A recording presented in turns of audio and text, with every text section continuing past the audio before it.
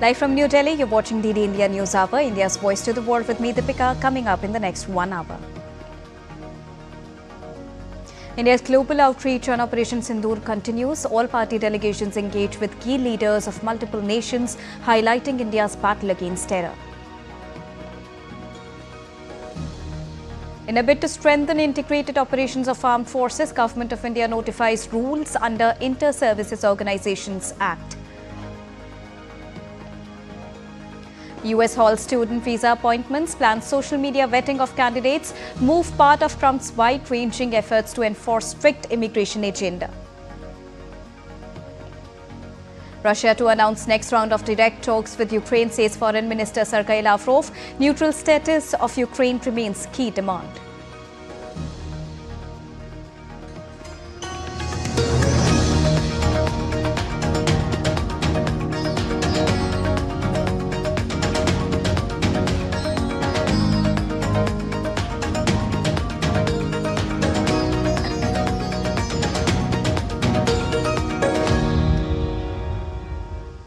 Good afternoon to all the viewers joining us at this afternoon broadcast. To begin with the latest, New Delhi's message of zero tolerance against terrorism is echoing worldwide, with India's multi-party delegations holding back-to-back interactions with the world leaders, parliamentarians, think tanks, media and civil society in different countries to further unmask Pakistan's cross-border terrorism. An all-party delegation led by DMK MP Kanimodi Karunanidhi on Wednesday was visited the Hellenic Parliament and was received by Maria Antonio, Member of the Parliament, ND, Chair of the India-Greece Friendship Group, and Christos, Parliamentary Group, ND, Secretary of the Committee. The DMK MP was also presented with a token from the Greek side. During their visit, the delegation will be interacting with government officials and media personalities, underscoring India's commitment to counter terrorism.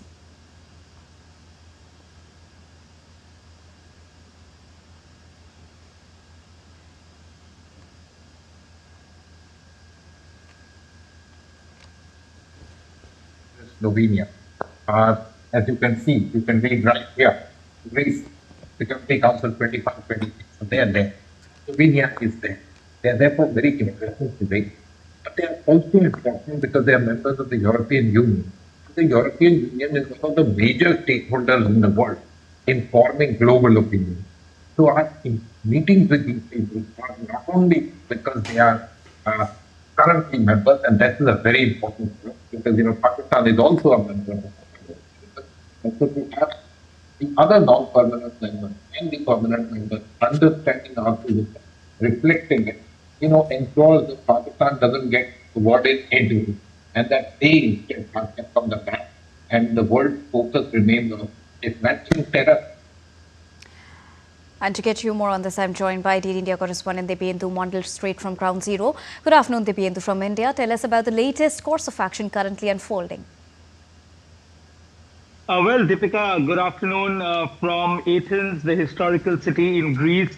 And of course, India has sent its diplomatic missions, a parliamentary delegation to different countries. And I am accompanying one of the delegation that is currently in Greece at the moment. Currently, there is a talk that is underway, discussion that is underway with the India and Greece Friendship Group in the parliament, which is just a couple of meters away from where I am currently. After this, there will be discussions about the Pakistan-sponsored terrorism at the foreign minister's office here in Athens. Which, of course, there will be important delegates, bureaucrats from the Ministry of Foreign Affairs in Greece, and where the Indian delegation, which is this particular delegation, which is being led by DMK MP Kanimodi, is leading this delegation. There are 5 other MPs in this delegation, along with a former ambassador, Mr. Mandeep Puri, who is also accompanying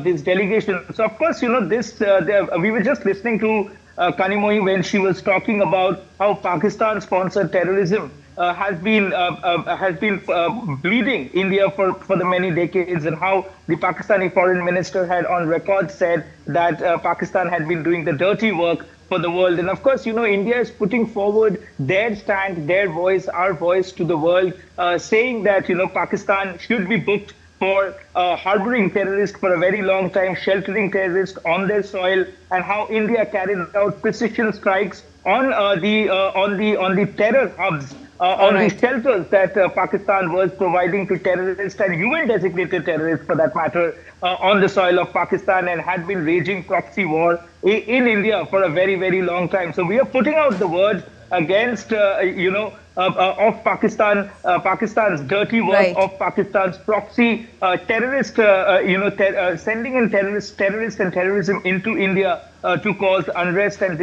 destabilize the country. So therefore, this is the message that all the delegation is carrying along with them to different parts of the world. And this particular delegation, which is being led by DMK MP Kanimoy, is putting out the message straight to her counterparts, to the foreign nations. And of course, all these nations are extremely important for India as well as for the globe, because of the fact that they are non-permanent members of the UNSC. All right. Thank you so much, Dipendu, for joining us from Athens and bringing us all the latest on the all-party delegation visit.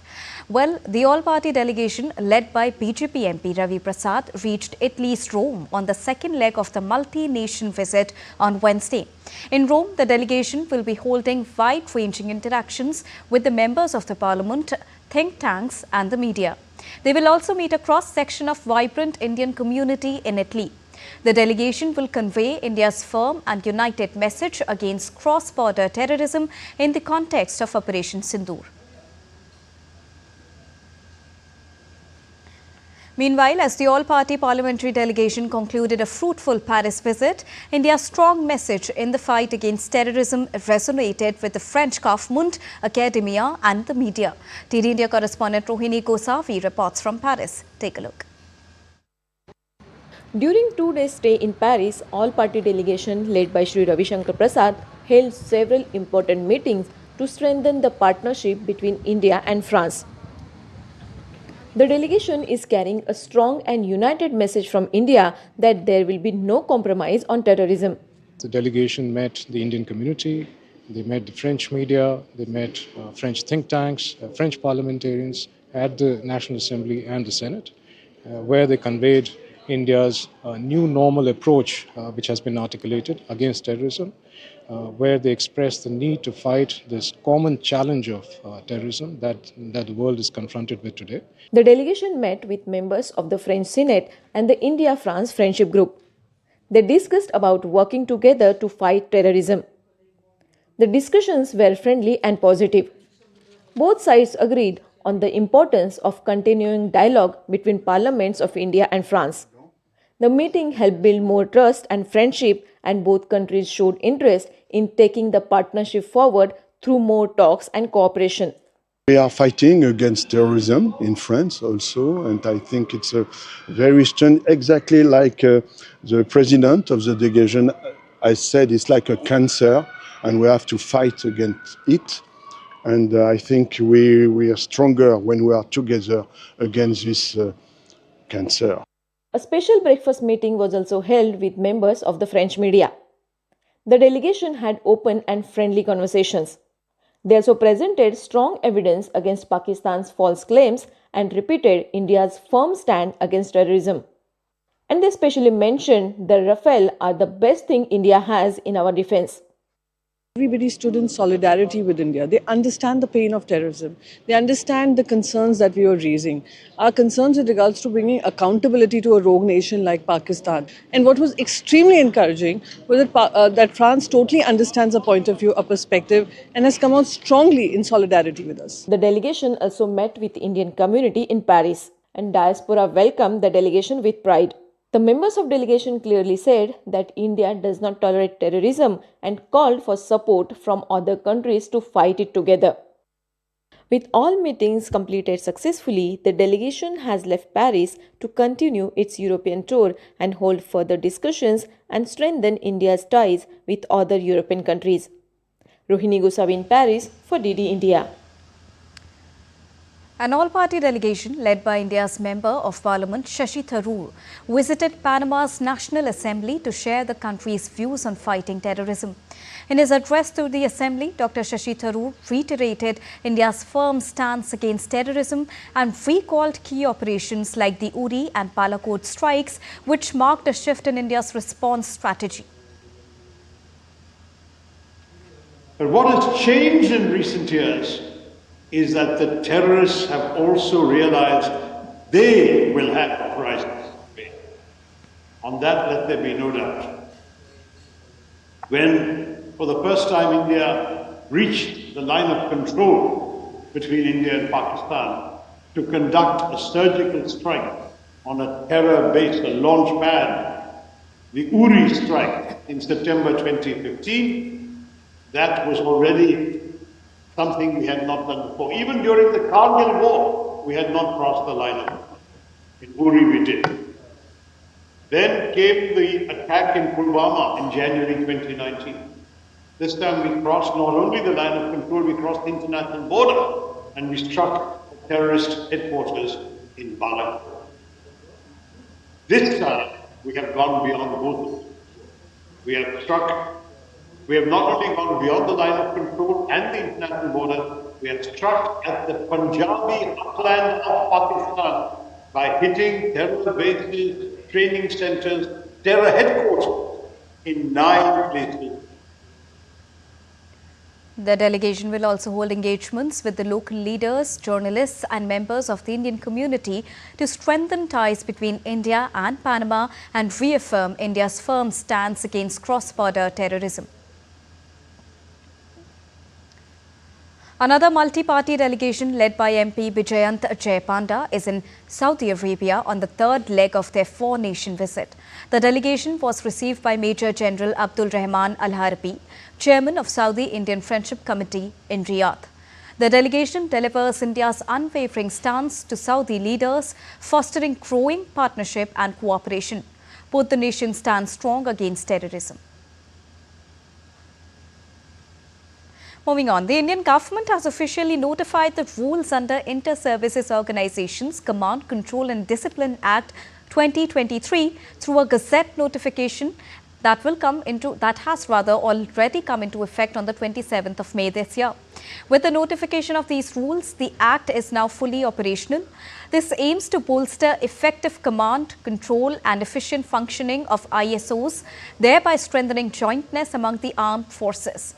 The Act empowers the commanders-in-chief and officers in command of the ISOs to exercise command and control over the service personnel serving under them, ensuring effective maintenance and discipline and administration within the organizations. Now, this is achieved without altering the unique service conditions applicable to each branch of the armed forces.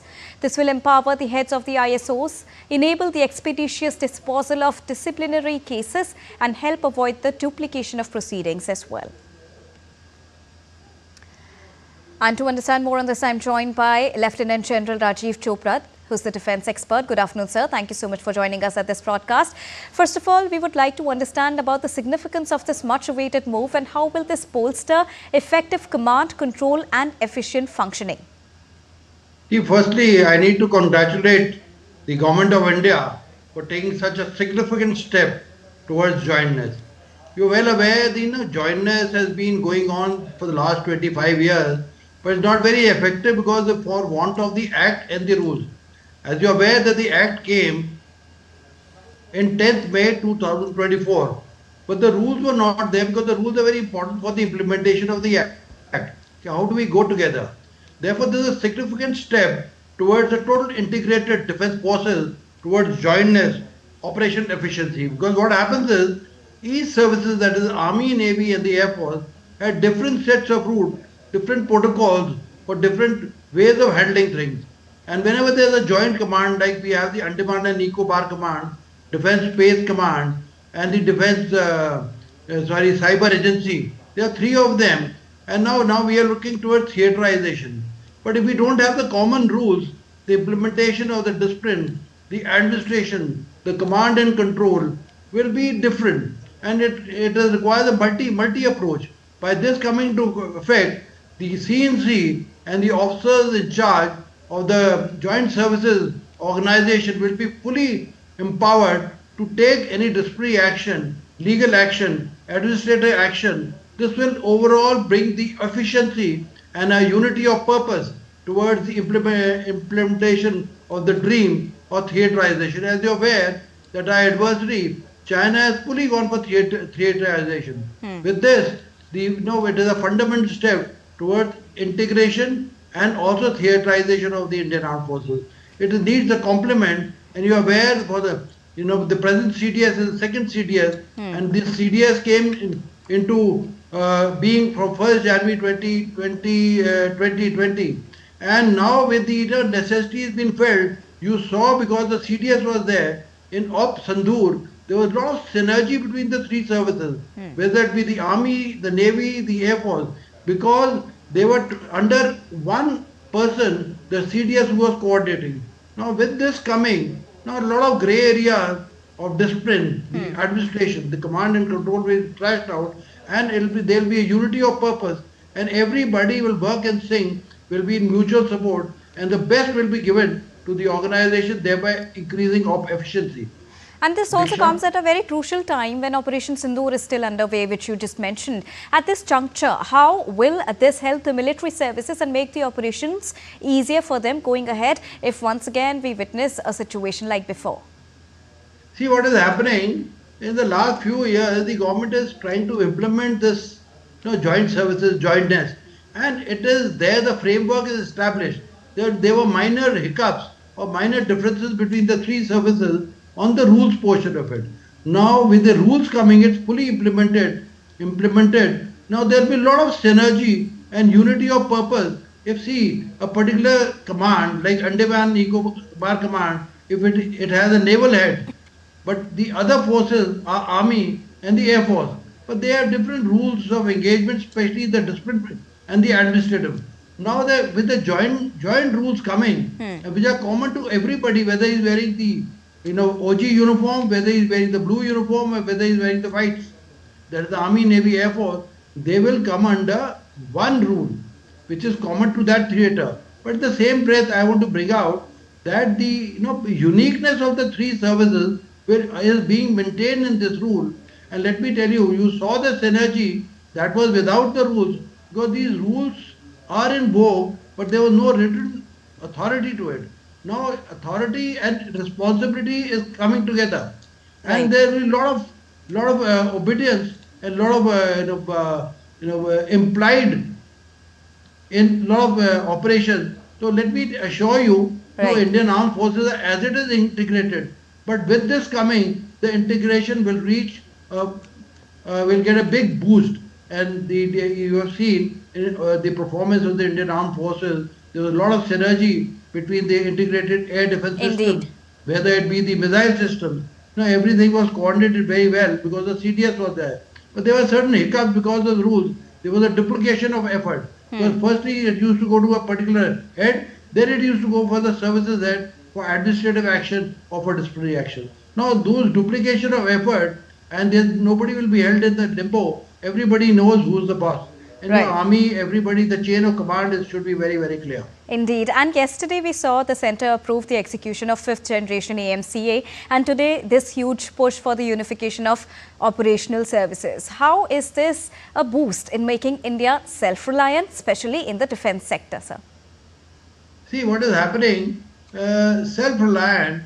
Yesterday also I spoke on the talk show, because there is a lot of varied equipment of the three services. They are procuring separately, but now with there will be a common head, especially for procurement. And Navy may be having some different equipment, Army may be having some different equipment, especially in terms of communication and the logistics. With this coming, there will be a lot of integration, especially of the protocols and the especially in the communication, the logistic field. A lot of Atmanirbharta will be increased, because particular service may be having indigenous equipment, the other services having a foreign equipment. Now with this coming, the integration will be total, and we are already having some protocols. There will be protocols as far as the logistics is concerned, communication is concerned, and it will be totally an integrated force. And Atmanirbhar, you are seeing, Atmanirbhar, Air Force, Army, Navy, they all three have the common Akash missile. They have the common BrahMos missile. Therefore, there's a slight variation between BrahMos, which is sea launch, and there's BrahMos, which is air launch and which is ground launch. The ranges are different, but by and large, the technology remains the same. Same goes for Akash, and especially you have seen the success of Operation Sindoor was because of Akash Steel, because there was integrated command and control and reporting system for the air defense between the Army and the Air Force, which is the nerve center or the operational area, which synergizes between the sensors and the shooters. All right. To make it more simple, between the radars and the aerial reconnaissance surveillance system, plus the shooters, those are the missiles, the guns, they've all integrated together. And this jointness, let me assure you, we have Indian Armed Forces are united, but with this coming, the speed of operations, of efficiency, integration will be supreme. All right, and every day the Government of India is taking one or the other step to make the tri-services even supreme. Thank you so much, sir, for joining us and bringing us a rounded perspective on this very important development. Moving on. After an 8-month sea odyssey, INSV Tarini, carrying 2 women officers, is set to return home on the 29th of May, marking the culmination of a challenging voyage that spanned across 4 continents. Navy Chief Admiral Dinesh K. Tripathi has flagged off the Indian naval sailing vessel Tarini from Naval Ocean Sailing Node in Goa on the 2nd of October last year.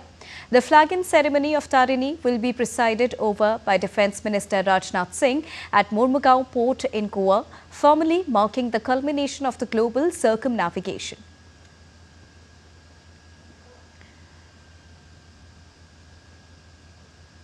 India's Foreign Secretary Vikram Misri is on the US visit till the 29th of May, and during his visit, he met US Under Secretary Jeffrey Kessler, discussing India and US cooperation in critical and emerging technologies. They also discussed early convening of the India-US Strategic Trade Dialogue to deepen tech and trade collaboration. Foreign Secretary Vikram Misri's visit is a follow-up to Prime Minister Narendra Modi's visit to the United States back in the month of February this year, when both the sides had launched the India-US Compact that means catalyzing opportunities for military partnership, accelerated commerce and technology for the 21st century. Compact is a 10-year roadmap to elevate the US-India major defense partnership, enabling co-production and joint development of critical military platforms. Well, today is 28th of May. 2 years ago on this day, Prime Minister Narendra Modi inaugurated the new Parliament building. While dedicating the building to the nation, Prime Minister Narendra Modi described it as the beginning of a new era of New India. And it is time to revisit the journey of the new Parliament and explore its features. Take a look at this report. संसद का ये नया भवन भारत के विकास से विश्व के विकास का भी आह्वान करेगा. India's new parliament tells the glorious story of the changing picture of changing India. The new parliament is the testament of the maturity of the world's largest democracy and shaping its new dreams. As the new parliament completes 2 years today, it has marked a significant journey of change. One of the most notable milestones was its first bill, which underscored the essence of the new parliament. This landmark legislation, the Nari Shakti Vandan Act 2023, symbolized the internal empowerment of India's democracy by ensuring 33% reservation for women in the Lok Sabha and state legislative assemblies. विधेयक संविधान के अनुच्छेद 368 के उपबंधों के अनुसार अपेक्षित बहुमत द्वारा पारित हुआ. महिलाओं को अधिकार देने का, महिलाओं की शक्ति का उपयोग करने का वो काम, शायद ईश्वर ने ऐसे कई पवित्र काम के लिए मुझे चुना है. 19 सितंबर की ये तारीख इसीलिए इतिहास में अमरत्व को प्राप्त करने जा रहा है. The new parliament is laced with many features. The triangular shape of the new parliament building bears the influence from the sacred geometry found in various religions across the world. In terms of design and material, it complements the old parliament and is well capable of functioning for the next 150 years. The Lok Sabha, or the lower house of the parliament chamber, has mammoth 888 seats instead of 543 and can be increased to more than 1200. The Lok Sabha is in function for joint meetings of both the houses. The Rajya Sabha, or the upper house chamber, can now accommodate 384 members of parliament instead of 250. The capacity of both chambers has been increased in anticipation of any future rise in the number of MPs after delimitation. Construction material has been brought from across the country for the internal and external construction of the building. The building embodies national symbols, including the national emblem, the Lion of Ashoka pillar, installed at the top of the building. The golden sceptre, known as Senkol, is present near the Speaker's podium in the Lok Sabha chamber. The new parliament reflects India's unity, heritage, and aspirations for progress. With a focus on modernity and sustainability, all records, proceedings, questions, and official business have been digitized. No wonder the new parliament stands as a beacon of hope, guiding India toward the vision of a developed and progressive nation. With inputs from Rishi Kumar, Bureau Report, DD India. Well, India celebrates the birth anniversary of freedom fighter Vinayak Saburkar, also known as Veer Savarkar, on the 28th of May. Born in the year 1883 in a Brahmin Hindu family of India's Nashik district, Savarkar played various roles as a revolutionary, freedom fighter, writer and political leader who has left an indelible mark on the history of the country. During his fight against the Britishers, Savarkar was sentenced to 2 life imprisonments and sentenced to Kalapani and sent to cellular jail. As a strong supporter of Hindu unity, Savarkar used his literary skills to advocate the concept of Hindutva, which he described as the essence of Hindu identity and culture. Veer Savarkar's birth anniversary is a special day to remember his contributions to India's independence and social reform. Paying tribute to Vinayak Saburkar on his birth anniversary, Prime Minister Narendra Modi called him a true son of Mother India. Taking to social media platform X, he said, and I quote him, "Respectful tributes to Veer Savarkar ji, a true son of Mother India, on his birth anniversary. Even the harshest tortures of the foreign government could not shake his devotion towards the motherland. The grateful nation can never forget the saga of his indomitable courage and struggle in the freedom movement. His sacrifice and dedication for the country will continue to be a guide in the creation of a developed India." Unquote. Hailing Veer Savarkar's contribution to India's freedom movement, Prime Minister Narendra Modi also shared a video on social media platform.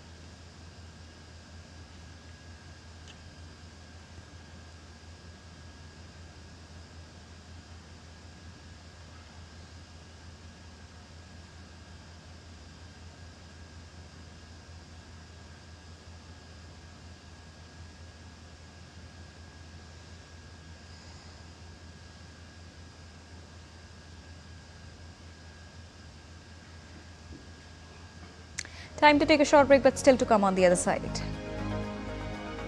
US President Donald Trump says Russian President Vladimir Putin playing with fire. United Nations reports a 70% chance of global warming exceeding 1.5 degrees Celsius above pre-industrial levels between 2025 and 29. And after the break, we'll get you more updates on Indian Meteorological Department's upgraded monsoon forecast for the current year.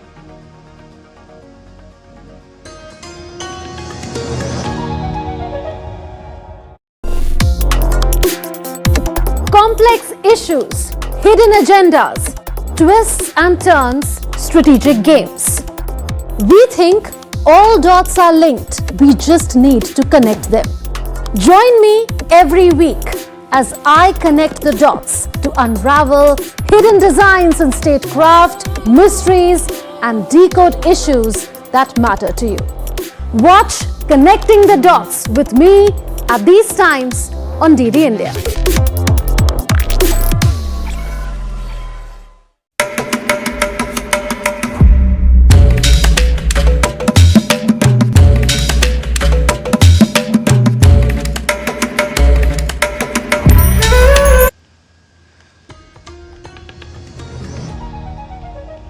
Welcome back after that short break. You're watching DD India News Hour. Time to quickly recap the top headlines of the hour.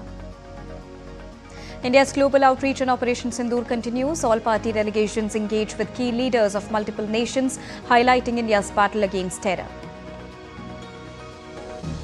In a bid to strengthen integrated operations of armed forces, Government of India notifies rules under Inter-Services Organizations Act. US halts students' visa appointments, plans social media vetting of candidates, move part of Trump's wide-ranging efforts to enforce strict immigration agenda.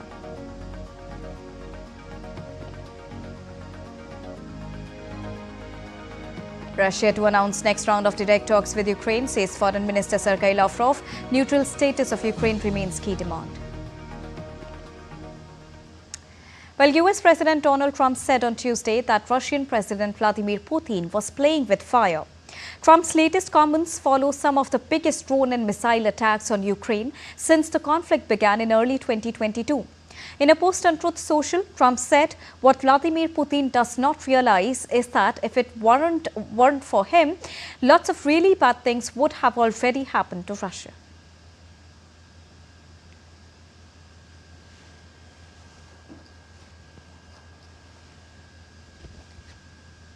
Top Russian security official Dmitry Medvedev, responding to US President Donald Trump's criticism of Kremlin leader Vladimir Putin, said on Tuesday the only truly bad thing to worry about was World War III.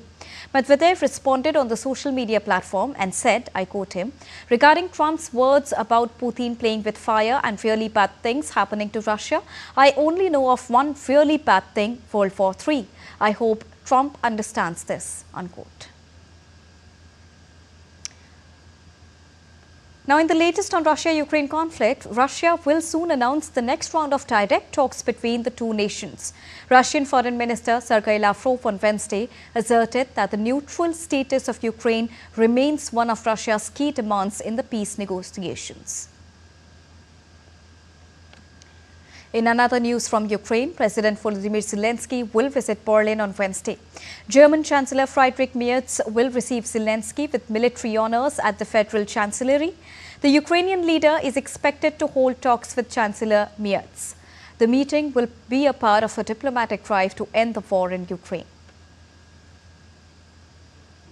Russian authorities on the intervening night of Tuesday and Wednesday reported intercepting 112 Ukrainian drones across 6 regions, including Bryansk, Kursk and Belgorod, in a 3-hour span ending at midnight. The attack has forced at least 3 Moscow airports to suspend the flights. Moscow Mayor Sergei Sobyanin confirmed 12 drones targeting the capital were downed, forcing Nukovo and Zhukovsky airports to suspend flights as per the Federal Aviation Transport Agency. This follows Ukraine's claims of enduring Russia's heaviest retaliatory drone strikes.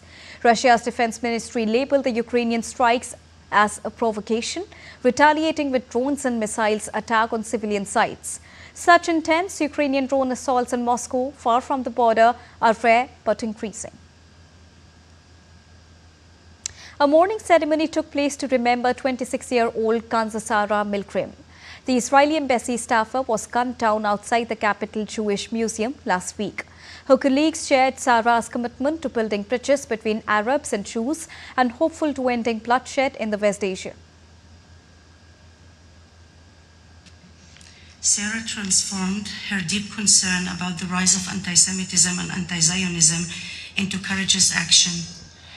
And it is that very hatred that took her from us on her own homeland soil. But know this, Sarah, your life mattered. Sarah, it did matter deeply and eternally.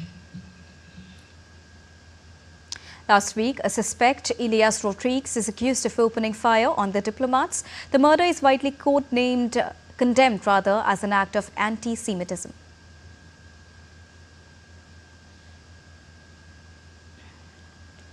President Donald Trump's administration has ordered U.S. missions abroad to stop scheduling new student and exchange visitor visa appointments as the State Department plan is expanding vetting of applicants' social media profiles.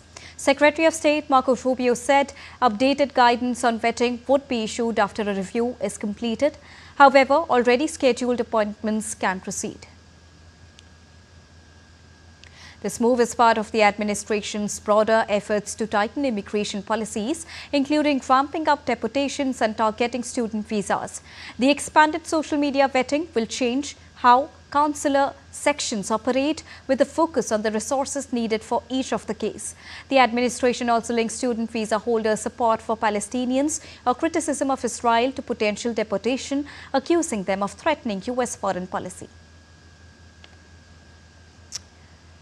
Meanwhile, the Trump administration is planning to cancel all remaining federal contracts with Harvard University, which are valued at around $100 million. The U.S. General Services Administration has sent a letter to federal agencies directing them to review and potentially terminate or reallocate these contracts.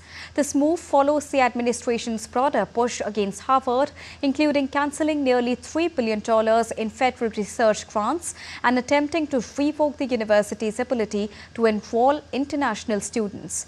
A federal judge temporarily blocked this move, but the administration has also stopped scheduling new student and exchange visitor visa appointments.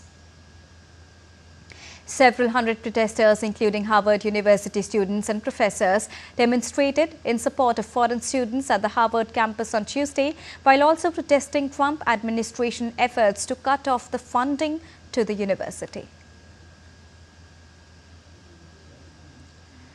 French President Emmanuel Macron met with his Indonesian counterpart Prabowo Subianto in Jakarta on Wednesday, seeking to deepen trade and defence ties with Southeast Asia's largest economy on the second leg of a three-country tour, promoting France as a balancing power between the US and China. Macron met Prabowo Subianto at the presidential palace in the capital, Jakarta, hailing their country's close relationship after being greeted by a guard of honor, gun salute and thousands of young Indonesians waving French flags. The French president will later meet investors and students and attend a state dinner as well. On Thursday, he will travel to Yogyakarta on Indonesia's Java island to visit the world's largest Buddhist temple before heading to Singapore to conclude his 6-day visit.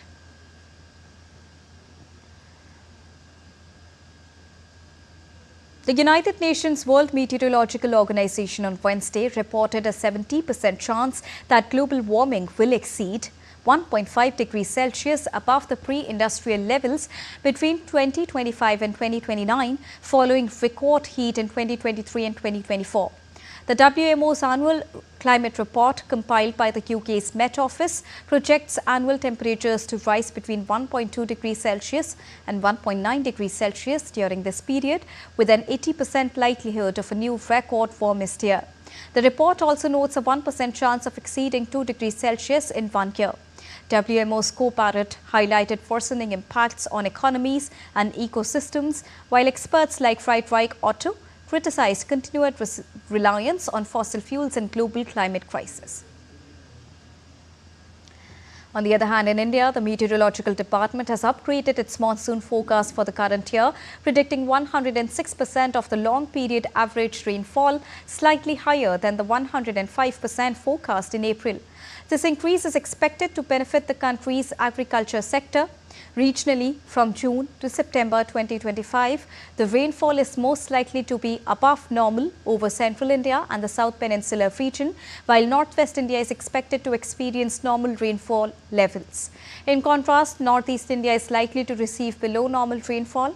The monsoon core zone, which covers more of India's rain-fed agricultural land, is also forecast to receive above normal rainfall, providing a favourable outlook for the Kharif cropping season.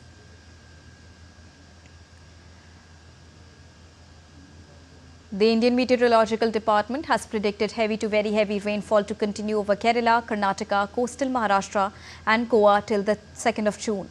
For the northeast region, the IMD has predicted widespread moderate rainfall till the 2nd of June. Isolated heavy to very heavy rainfall is likely over Arunachal Pradesh, Assam, Meghalaya, Nagaland, Manipur, Mizoram and Tripura. Also scattered to fairly widespread moderate rainfall is likely over Vidarbha, Chhattisgarh, West Bengal, Sikkim, Jharkhand and Odisha till the 31st of May. The IMD said fairly widespread moderate rainfall is likely over Jammu and Kashmir, Himachal Pradesh, Uttarakhand, Punjab, Haryana, Chandigarh, and Delhi till the 2nd of June. The IMD also said there is a possibility of extremely heavy rainfall over Kerala till the 30th of May as southwest monsoon remains very active. Red alert has been put in place in 2 northern districts and orange alert in 9 districts, whereas heavy to very heavy rainfall has been reported at isolated places in almost all the districts. Orange level floods warning has been issued for rivers in Kottayam and Pathanamthitta. And to get us more on this, I'm joined by TT India correspondent Ajay Joy from Trivandrum. Good afternoon, Ajay. Red alert has been marked in 11 districts of Kerala. What is the latest that you're tracking from there? There should be a correction because red alert is marked in 2 northern districts today in Kerala, and rest of the 8 districts orange alert is in existence today.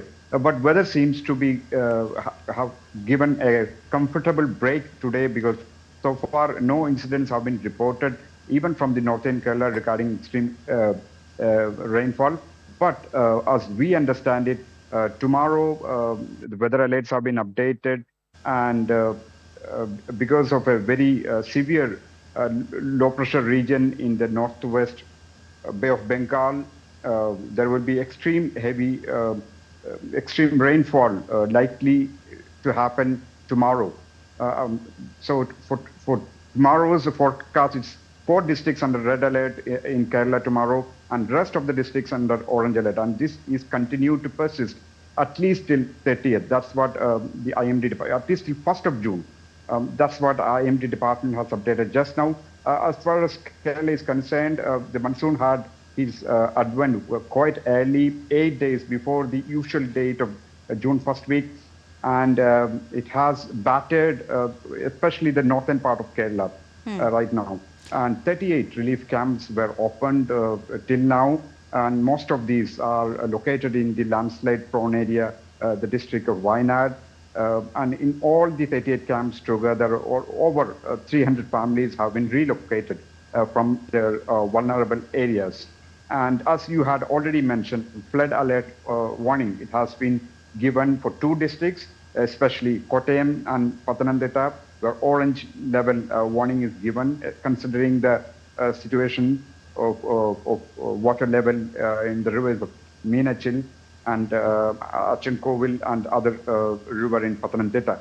So this is the situation here in Kerala. Today, weather seems to be good enough for all the operations, but tomorrow IMD has issued a very severe red alert warning throughout, in fact. All right. Thank you so much, Ajay Joy, for joining us and bringing us the latest on weather update from Trivandrum. You're watching DD India News Hour, and now let's take a look at the stories making news around the world in brief.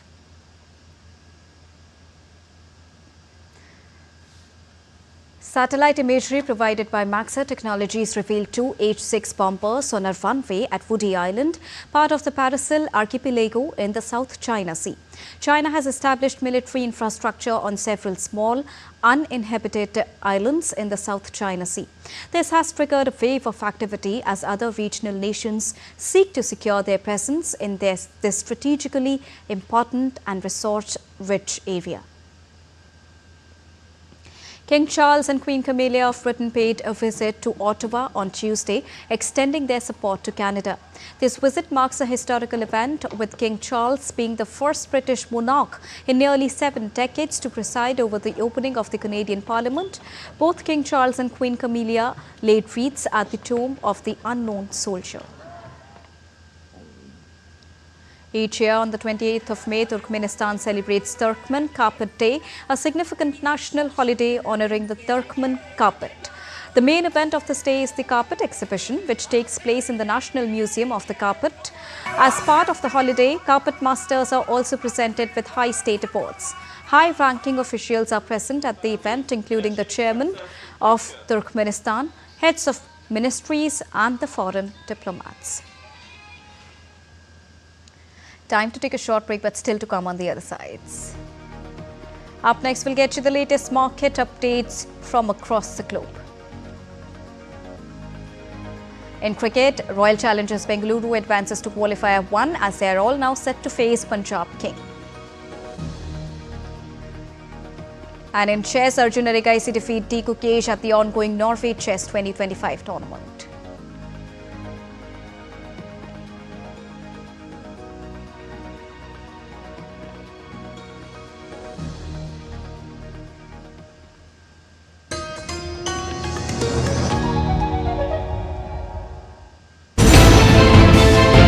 Geopolitics and trade deals.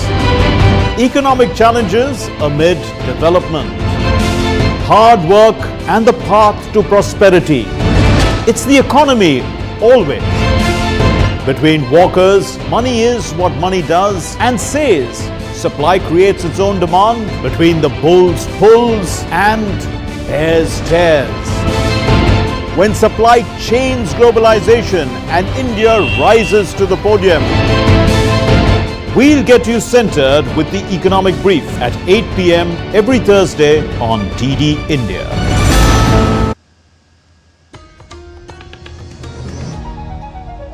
Welcome back after that short break. You're watching DD India News Hour. And now let's get you all the latest from the world of business. The 13th International Meeting of High-Ranking Security Officials is being held in Moscow. Indian Ambassador to Russia, Vinayak is representing India on behalf of National Security Advisor Ajit Doval. On the sidelines of the meeting, an informal meeting of BRICS NSAs was also held on Wednesday. Vinayak highlighted the important role of BRICS to amplify the voice of the Global South and global governance reforms. Need for a united and joint fight against the scourge of terrorism, including cross-border terrorism and state-sponsored terrorism, was also underlined. Business update now. Wall Street rebounded strongly on Tuesday after the Memorial Day weekend, with the S&P 500 climbing 2.1%, the Nasdaq rising 2.5% and the Dow gaining 1.8%. Nvidia surged 3.2% ahead of its earnings. European markets also advanced, with Frankfurt's DAX up 0.8%, London's FTSE 100 up 0.7%, while Paris's CAC 40 flat at 7,826. The rally followed US President Donald Trump's decision to delay 50% tariffs on European Union goods from the 1st of June till the 9th of July, easing trade tensions after talks with European Union chief Ursula von der Leyen.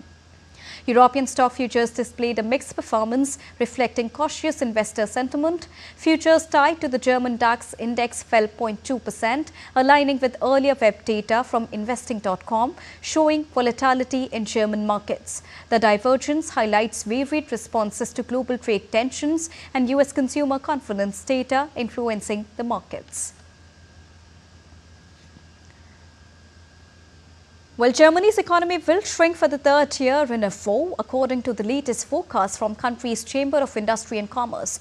Joining us with more is DW correspondent Chiponda Chimbelu in Berlin. Good afternoon, Chiponda. Can you break down the latest forecast for us? Well, if you ask a regular person on the street, the answer is probably going to be no. Germany doesn't have a federal budget right now. The previous government fell apart because of disagreements over spending last November. And the new government, of course, though, does have the 500 billion euros in additional debt for infrastructure spending. So that will probably take some pressure off. But despite that, the government will be expected to make some major cuts. And that is because the additional debt can only be used for infrastructure spending and not for social spending.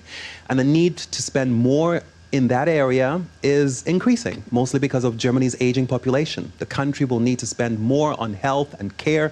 The question, of course, is going to be where that funding is going to come from, especially given that the government doesn't appear to be ready to reform the pension system.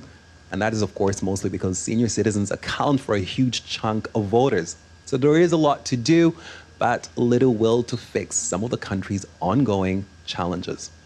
So what exactly is expected, Chiponda? The Chamber of Commerce and Industry survey showed that German industry expects exports to decline, and that is, of course, mainly due to the unpredictable trade policy coming out of Washington. Now, 29% of German companies are expecting trade to worsen. Only 1 in 5 firms say they expect to sell more in the coming year. As a result, German companies are planning to invest less in the country, and that is, of course, going to have an impact on the labor market. Now, more than 1 in 5 companies are planning to cut their workforce in Germany. So despite that ongoing skilled labor shortage here in Germany, for some industries, it may be increasingly becoming an employer's market when it comes to hiring. Is the new government expected to turn things around in that case?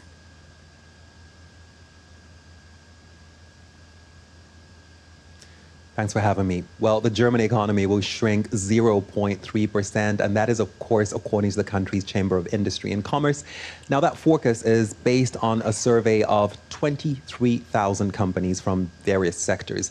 And the good news is that the latest figure actually predicts that the German economy won't shrink as much as had been anticipated earlier this year. In February, the Chamber of Commerce of Industry said that the economy would shrink by 0.5%. But in the first quarter of this year, of course, the German economy grew faster than had been expected. It expanded 0.4%, and that was mainly because orders from the United States rose rapidly. Now, of course, American importers have been rushing to buy European goods amid the threat of higher tariffs, so Germany's economy has been able to benefit from that trend.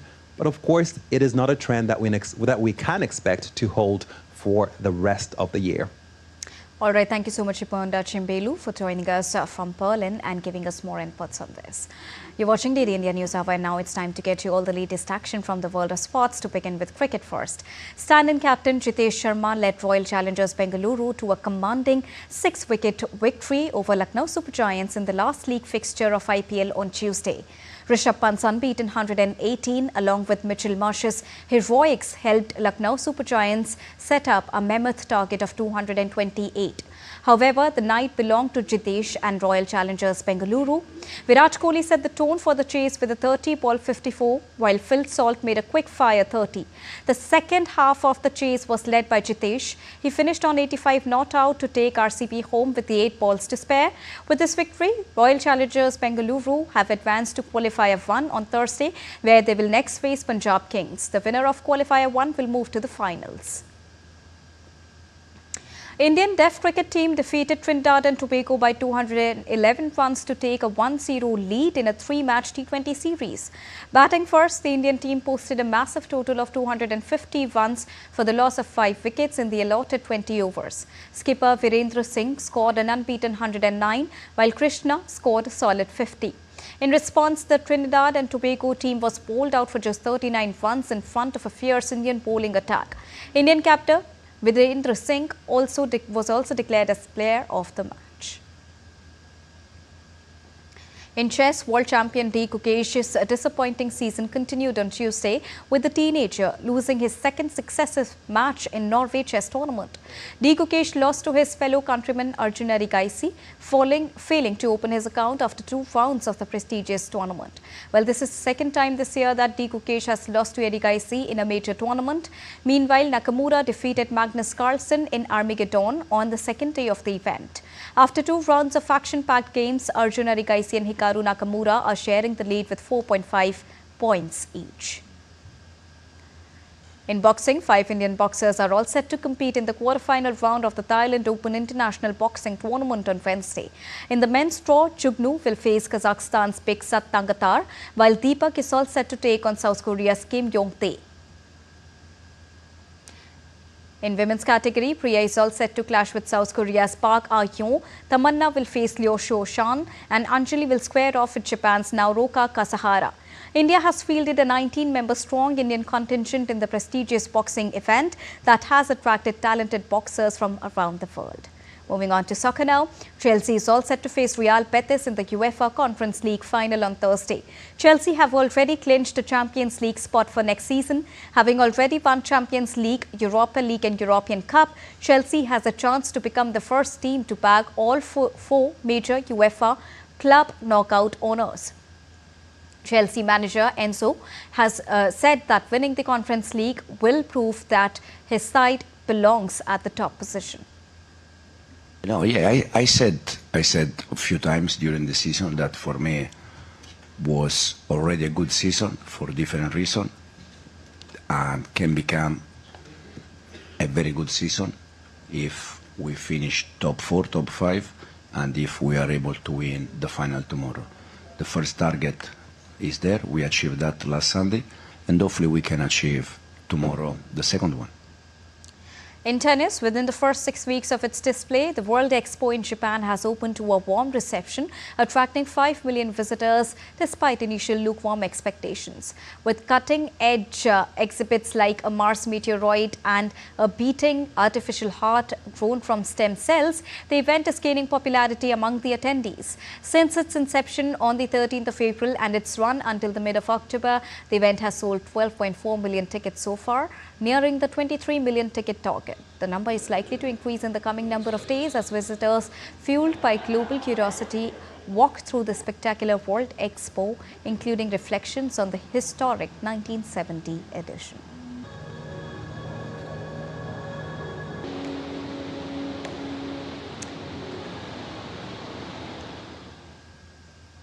And that's all for this edition of DD India News Hour. But do let us know your thoughts on the news of the day. For those on the go, you can get all the latest news and updates from India and across the world on the DD India mobile app. The app is available on both Android and iOS platforms. Scan the QR code on the screen to download it right now. We'll be back with more news as it breaks here on DD India. I'm Deepika, and from all of us here in New Delhi, thank you so much for watching DD India News Hour. Namaskar.